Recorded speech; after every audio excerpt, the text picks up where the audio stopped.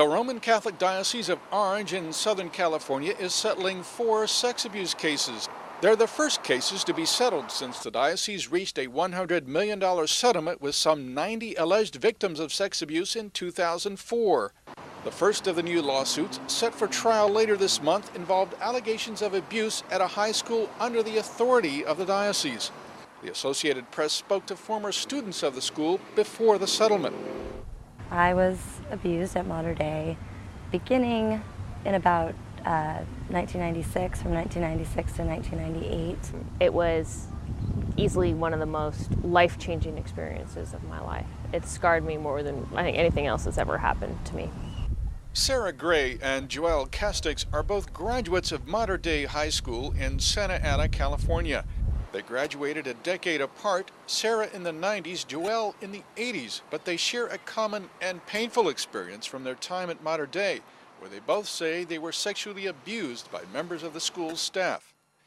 Gray, now married, looked every bit the bright-eyed teenager in this senior yearbook photo. She graduated in 1999 as valedictorian, but behind all that achievement, Sarah was hiding a dark secret.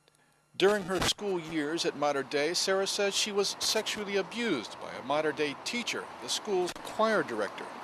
I was unable to emotionally detach myself or kind of understand what was going on, and I was, to a certain extent, too ashamed to be, telling people what was really going on. In a statement, the diocese said the settlement represents the moral obligation for the church.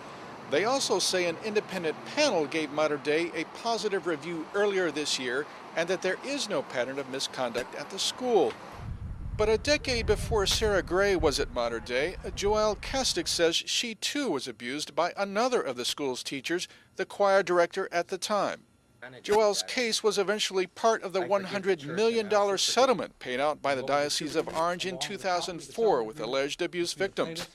Attorney John Manley has represented Gray and another woman in the cases now settled with the diocese. He says these and other cases point to a pattern of sexual abuse at Mater Dei and other schools run by the church. During the 70s and 80s and 90s at Mater Dei and throughout the diocese, there was a general acceptance that teenagers were fair game. Sarah Gray says she's pleased with the settlement, but has to work now on personal healing. Steve Flutie, The Associated Press, Santa Ana, California.